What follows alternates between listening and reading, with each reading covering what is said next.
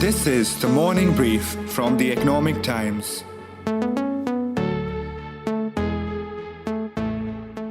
Hi, this is Anirban Chowdhury from the Economic Times. This is the second part of our two-part series on India's growing problems with sleep and the businesses around it. India is the second most sleep-deprived country in the world after Japan. Our quality of sleep is far below the global average, and our children among the worst slept globally. Here's a brief recap of part 1. We are saying insomnia is the new smoking. The last couple of years, the pandemic coming in, it has definitely had a significant impact on our sleep pattern as well. 1 in 5 Indians have sleep problem. People, after going through weeks and months of sleep difficulties, can end up having cardiac health problem. Metabolic syndrome is another consequence of sleep problem, like diabetes, hypertension, glucose intolerance, weight gain can happen.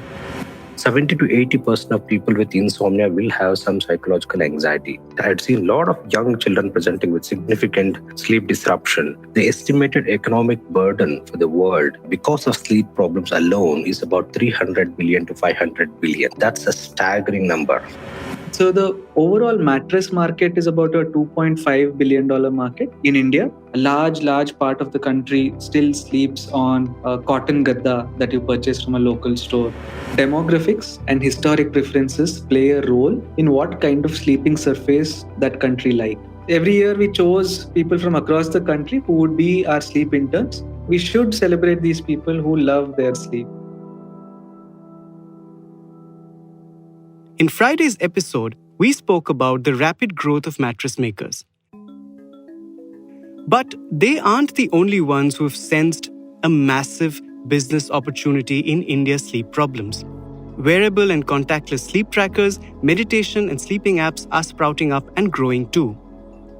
The global sleep tech devices market was worth $15 billion in 2021 and is expected to grow at 18.1% CAGR until 2028. Global tech giants are racing to be on top of this trend. Apple's upcoming iPhone operating system, or iOS 16, will be able to track different stages of sleep. Indian companies such as Noise and Goki are upgrading their sleep tracking tools on every new smartwatch. Indian sleep apps such as Sleep by Wysa and Neend are increasing in local popularity along with global biggies such as Calm. Clearly, we've come a long way from the days of the humble Pankhawalas, who were India's sleep economy during the 1900s and one of the worst examples of exploitation during British rule. But how good is tech in improving our sleep? And how do we delicately handle the paradox of using devices that are to be avoided for better sleep to actually sleep better? All that in today's episode. It's the 13th of September, and you're listening to Selling Sleep Part 2 on The Morning Brief.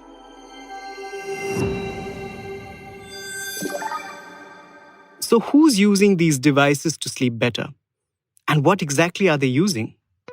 Hi, my name is Bhavna. I'm Pooja. My name is Harsh Sonawala. Hi, I'm Kush, and I'm an explorer. I'm a PR professional. I'm a design and marketing associate. And I run a travel company called India Someday. I use Honor Band 45FC for my sleep tracking.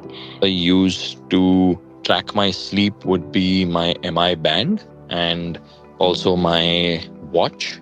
The only sleep app I've ever used is Calm. I use my Apple Watch to track my sleep. It helps me to understand what are the deep sleep times, how my sleep patterns. It is amazing because it has different type of meditations, from guided to soothing music. I'm always away from home, and I need to monitor my sleep all the time. It's an essential key in my adventurous life. I used to track the number of hours that I slept and also whether it was deep sleep or not, did I wake up in the middle or not. This has helped me a lot with my concentration level going up. I'm able to stay fit with having to cope up with any health issues.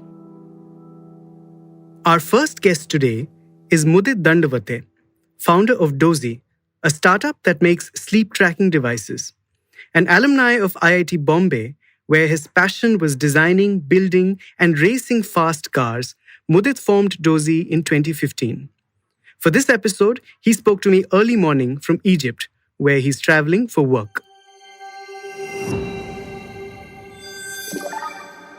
Hi, Mudit. Very warm welcome to the Morning Brief. Great to have you here. Hi, Anirban. Thank you for inviting me. Very excited to be here. So, Mudit, what is Dozee? Dozee is a contactless health monitor that you slip under the mattress. And while the users lie down on their bed, they literally have to just go and sleep on their bed. It monitors all the vitals, sleep with medical grade precision. And all this information is available on their smartphone, and they can also share it with their family as well as their doctor as well. It also tracks how many times during the sleep did you wake up. It tracks the sleep in terms of what was the restfulness in your sleep. It tracks whether you were snoring in the sleep, were there breathing disturbance over there repeatedly. So it tracks all of these parameters as well to judge the quality of sleep as well. In fact, another variant of these devices are actually used in hospitals as well. How many hospitals use this right now? So more than 300 hospitals are right now using it. Okay. And what about individuals who use it? What is the number there? So I myself use it. So users in our category, we have close to about 2,000 users who use it. And the revenue is just the sale of it, since it's a physical equipment, it's just the sale of that equipment, right? Or is there, are there solutions, etc.? Yeah, it's a subscription that way. So it's not just a one-time sell, but also kind of a monthly subscription for the service that they are getting. For the benefit of our listeners, why don't you just tell me how much it costs? The tracker is at 18,000 rupees. And the premium service which comes is at about 1,000 rupees a month. Okay. Yeah. In the premium service, of course, you have higher amount of analytics, also access to doctors and so on, which work with you to actually help you improve. And also if there is any kind of emergency, because we also work with quite a lot of high risk population, they also help manage, escalate, and also work with their doctors to ensure the emergency is managed properly. All right. Let's get into a little bit of background, Mudit. How did you come to create Dozee? What was your research about India's sleep problems, which are very grave, of course? And what did that tell you about the necessity of creating a sleep tracker, which would be the solution? So in this, I think our history dates back about 7 years back. So we started in October 2015. So in that time when we were researching, we were finding that the health tracking which is done right now is pretty restricted and is done in silos right now, pretty much restricted in hospital. Right. There was nothing which was actually helping people monitor their health seamlessly from the comfort of their home. Since sleep is one time where we spend a long time, right? In our day, almost one third our life, one third our day is covered by sleep. So therefore, it gives a very good opportunity to track person's day-to-day health if we are tracking sleep. Because if sleep is kind of a cornerstone of a good health, and if sleep is not good, it can lead to further aggravation, or if there is none, then it can lead to a chronic condition. And if there is already existing chronic condition, likes of diabetes and so on, it escalates it further and it goes into cardiovascular diseases and so on. And now that Dozee has become popular, who buys it the most? What demographics, what age groups are we talking about? So actually, the trend that we have seen most repeating is actually kids buying it for their parents, right? So kids who are, in urban areas or not in India, and their parents might be in tier 2, tier 3 cities over there. And there is always an anxiety of how well are they doing on a day-to-day basis. It not only gives you analytics about sleep, but also around a lot of other vitals as well. One of them being even heart rate, respiration, blood pressure, right? Which gives you a very good picture about how the person is doing on a day-to-day basis.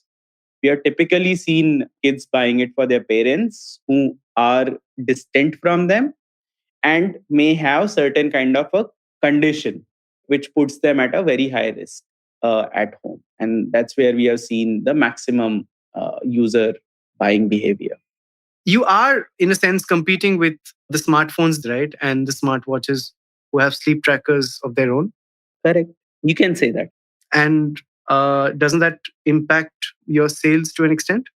So that's where I'm saying, right? So we have found a niche for ourselves, which works very well for us, which is actually slightly older population and population which actually is not just using it for wellness per se, but actually for health, right? And who are at high risk at home and so on. So that is a segment where there is a need for clinical accuracy and so on. And that's where it works very well for us.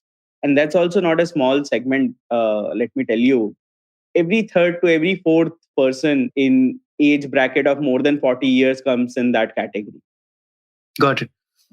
So how behind are we globally in terms of tracking our sleep, etc.? Are we like 3-4 years behind? Are we maturing fast? Are we getting to global levels in the next 3-4 years if we continue to evolve like this? So generally speaking, Indian market from technology perspective is always about 3 to 4 years behind. The number of solutions which are there, the number of players in this are also lesser, and at the same time even the appetite from the market also, I would say, maybe even more than 3-4 years behind we might. Are we maturing fast enough? I won't say certainly that we will be able to catch up or leapfrog this entire thing in coming time. But I do see in pockets we are maturing fast. So urban areas, I do see that, the awareness index is increasing. So we are seeing more and more appetite in the urban area, at least, that market is maturing. And as the market matures, it's a good ride for Dozee. Mudit tells me the company's revenue has grown 5 times every year for the last 2 years and will grow at the same rate this year. He expects the company to break even in 18 months. Now, I wanted an expert opinion on how effective sleep trackers really are. Can they be counterproductive? If I had definitive data telling me I don't sleep well, I would lose more sleep over sleep. So I asked Dr. Ramaiah, our sleep expert from the previous episode, to weigh in. Dr. Ramaiah is co-founder of People Tree Marga, a super specialty psychiatric hospital in Bengaluru. So when these wearables and devices came into the market and all these apps, the excitement was about trying to understand, okay, how much of these stages of sleep I'm actually getting compared to what I'm supposed to be getting. Now, what happens in some particular category of patients who have a little bit of anxiety traits? Because one of the core components of insomnia is anxiety. 70 to 80% of people with insomnia will have some psychological anxiety, of many things, including sleep. Then those category of people, what happens when they start becoming over interested in knowing their sleep pattern and all that, they start to get anxious. Every morning they wake up and see their sleep, previous night's sleep, and if there is some disruption, which is actually normal, the disruptions, we all go through the disruptions every night. Not everyone will have perfect sleep every night. But when they see those little disruptions, they get quite anxious and panicky. And that will further, kind of decline their sleep. And here's how Mudit responds.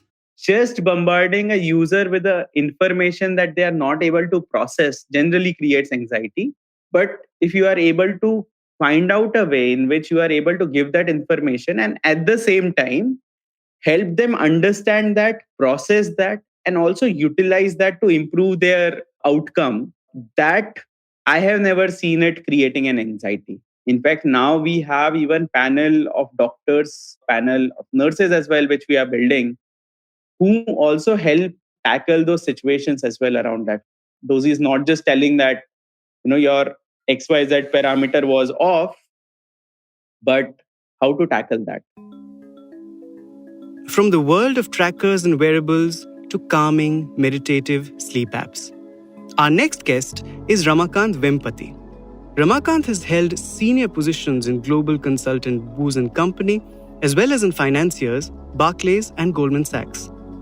In 2015, he and his wife and colleague Joe Agarwal created Wysa, a mental health app driven by an AI chatbot. An app where you talk to an AI penguin about the mental health issues that you may be facing. Later, Ramakant and Joe launched a sleep app as an offset of Wysa. The app has become extremely popular and was one of Google Assistant Fund's first investments in Asia. The name Wysa is an acronym for Wiser Eliza, Eliza was the first chatbot designed by MIT engineers in the 60s.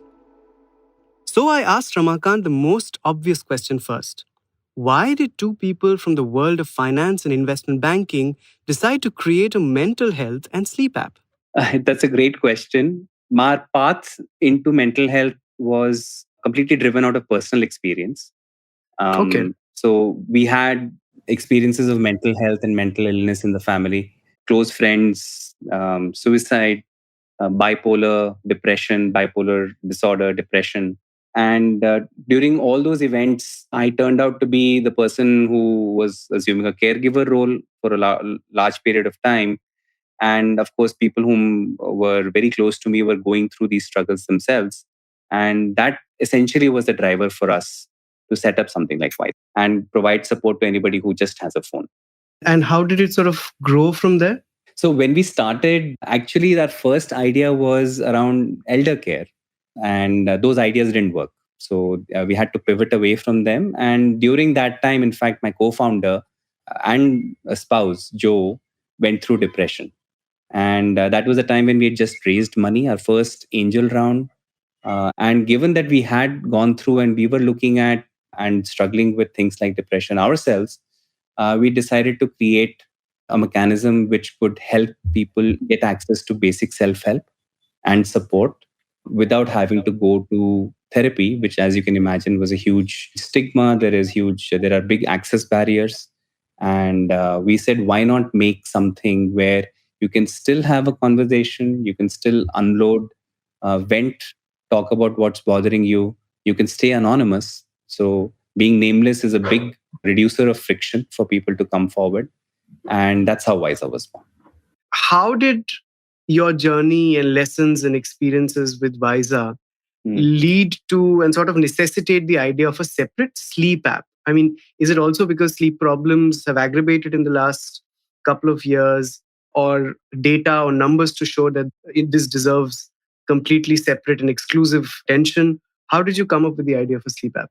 I think there were 2 or 3 reasons. The first was that sleep and mental health is almost like a double-headed arrow. So both influence each other.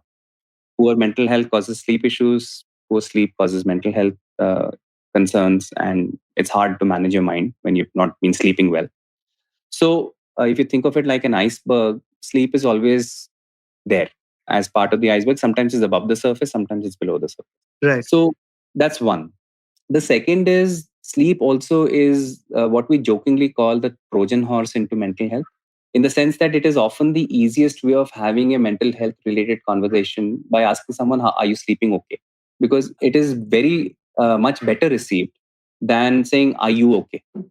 Because a lot of people might say, yeah, what's wrong with me? I'm perfectly fine. But if you say, are you sleeping okay? Or even better, do you think you can sleep better? I think a lot of us would say, yeah, I would probably want to sleep better. And I'm looking for ways to help me sleep better. So from a user impact point of view, or if you want to help the user, it often helps in starting the conversation around a non-contentious subject like sleep. So that's very interesting. Yes. Yeah. And number 3 is that we also realize that if you help people sleep better, or you start the conversation there very quickly, then there are chances, or there are opportunities to then go deeper using things like cognitive behavioral therapy, which is a very evidence-based self-help technique. And the fourth, of course, you're right, that there is a explosion in the number of people who are interested and worried about sleep. And there's also research which says Indians are some of the worst sleepers in the world. And there's also this whole expression of, oh, I am working really hard and I'm killing it because I sleep only 4 hours a day. And which is unfortunate. It becomes of brag value, which is so misplaced. Interestingly, every time we have rolled this out in a corporate environment or an enterprise environment across time, sleep has emerged as number 1 across everything. And it has probably increased by 30 to 40% during COVID. The percentage of people who look at sleep or look for help around sleep. Tell me a little bit more about your sleep app, in the sense that I know that it has a storytelling feature. There are many sleep and meditation apps globally. You have Calm, you have Headspace. This is, I mean, obviously there will be, and I'm sure there are global downloads as well, but did you have to design your sleep app a little differently in keeping with what Indians would require in terms of different kind of music or noise or stories to go to sleep? Did that come to your mind and into your product? So interestingly, I think the bigger difference, Anirban, was on the linkage between sleep and mental health and how we could go deeper. So you're right. So I think broadly the approach towards the sleep app has things like white noise sounds, sleep sounds, which help you relax. You have sleep stories, which are extremely popular. We also link the digital AI only version along with a therapist. And in India, what we are seeing is that there's a lot more preference for people to go and talk to someone rather than consume just passive consumption of content. So you mentioned a lot of other apps where there is a lot of content which can be consumed without the person having to do any work. There is no competition. Whereas in Wysa, what happens is you have that consumption of content, but you also have a place where you can talk. The interesting thing about Wysa is you're actually also getting help in addressing what is under the surface. The 80% of the iceberg which is underwater. Understood. Yeah. That's the feedback I got from the doctor we had as a guest. He said that the sleep is more complex and you have to get to the root of it rather than just creating an environment then to sleep. I mean, what happens after that? What happens when the person is awake also defines how they sleep. So unless you tackle that, yeah, brilliant. That's a great point actually, because I think it's multifaceted. There are things around nutrition. There is things around physical health. Sometimes, sleep apnea is actually about obstruction. So now all the CBT, cognitive therapy, behavioral therapy in the world will not help you overcome the obstruction in your airways, which is preventing you from sleep. So I guess a sleep intervention is multimodal and multidimensional, where you need to think about all of these. So the mental aspect, the physical aspect, the nutrition aspect, all of these would come together to help you sleep better. And of course, your physical environment, the mattress you're sleeping in, the room you're sleeping in. Absolutely. Can you give me some figures on how you've been growing the Mother app as well as the Sleep app? So we are now close to 5 million people whom we have served, which probably, so when I think about that and think 50 lakh people, oh my God, that's almost 500 million. That's a lot of people we've had. And then you also realize the impact of creating something which is so scalable. And this is across 65 countries, and 15-20% of this user base comes from India. And I think we have now probably doubled over the last year in terms of our user base. And similarly, on the business side, I think we have doubled last year. We are planning to double again this year. Do you have a lot of users in tier 2, tier 3 cities? Or do you get a lot of testimonials, queries? We do. I don't have the percentage breakup offhand, but it is a pan-India product. Of course, whenever you have a phone, as long as you can. Right now, language is something we are working on. So it is available in English, but we are exploring other languages as well. Right. Are there a lot of teenagers or even, well, not children, but teenagers who seek help? Absolutely. And in fact, a couple of data points here. So of course, roughly half our user base is under 25. And we see a big bulk of that between 18 and 25. There is neuroplasticity in the human brain at that age of adolescence where the brain is changing. The organ is changing all the time. And physiologically, they are more predisposed towards anxiety and stress. So the incidence of, and COVID has made it much worse. The US Surgeon General came out with a report earlier this year, which said that the impact of COVID on young adults will last for 3 generations because it has actually impacted the way their brains have developed. Do parents come to the app with sleeping problems of their children? They definitely do. We have parents who, also a lot of caregivers come to the app. So, parents of children with autism, for instance. We find that Wysa is very popular in the parent community for people who are on the spectrum, ASD spectrum. Corporate leaders reach out because their children have used it. So we have a very large partnership with a large insurance company, where the person who is the chief sponsor of the project, I think we did the deal and we announced the partnership and so on. And they were still a little bit on the fence, or they weren't quite sure whether this would fly in the market. Then their child used it, and the child was actually on the spectrum. And so they used it and they found it beneficial. And the level of belief which they had in the product and the partnership completely changed. Because they came back at it with 200% more energy and said, we need to get this because I have seen what this has done to my child in terms of the amount of help it has given. This needs to be everywhere. Wow. How old was the child? I think they were teenagers. They were a teenager. Okay. And I've had other potential partners whose younger kids used it. So the app is 13 plus. So because below that, then parental consent and there are other things we need to consider.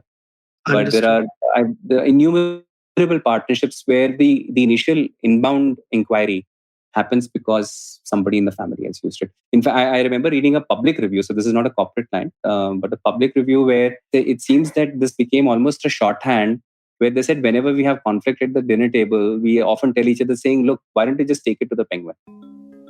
Wysa is growing extremely popular. Its founders expected to help 50 million users by 2025. Again, I wanted Dr. Ramaiah to weigh in on sleep apps and on something that's been chewing at my mind for a while. I mean, I have used these apps and sounds extensively. I've had Idris Elba and Benedict Cumberbatch read out bedtime stories to me. I kept thinking about the stories after they ended and their narrators' sonorous voices, wide awake. I've heard simulated rain sounds for 3 hours. The rain stopped. I was still wide awake. So I asked the good doctor. Dr. Ramaiah, what do you think of sleep and mobile devices? Also, don't you find it paradoxical that while you need to be away from your mobile device while sleeping, you are actually using it to sleep? Yes, the whole concept of all this meditation, the soothing music and all the white noise and all that is scientifically, yes, I agree. It should help you with good night's sleep. However, like you rightly said, I think it has to be seen in the context of the person's personality and how much they're exposed to this, all these backlit gadgets and all that. Although they are useful, I think it has to be judiciously used. And basically what I believe is that if somebody is not having good night's sleep, I go back and find out all the underlying causes because in the same person, multiple factors may apply. Once we identify the underlying causes, we start addressing those underlying causes through some strategies. Then obviously the sleep should improve, including all the good sleep hygiene techniques. So yeah, meditation and soothing music and all those will definitely be value add, but they may not be the only solutions for good night's sleep. As Indians face more and more sleep problems, there's a lot of help at hand too. There are mattress sellers doubling up as your physiotherapists and sleep coaches. There's AI penguins talking you through your mental problems.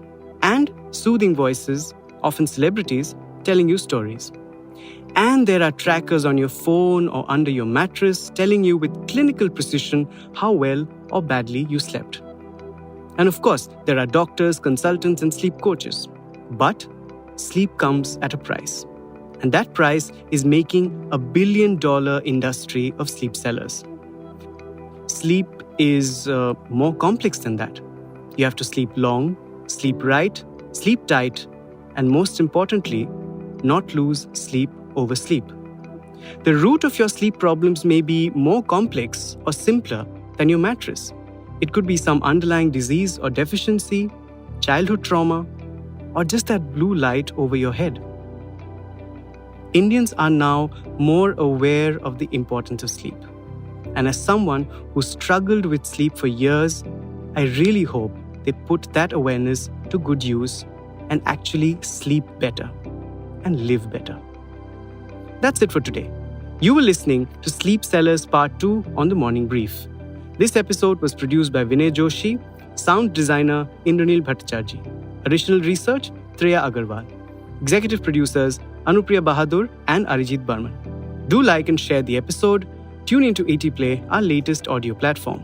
The Morning Brief drops every Tuesday, Thursday, and Friday. I'm your host, Anirban Chowdhury. Have a good week ahead. Thank you.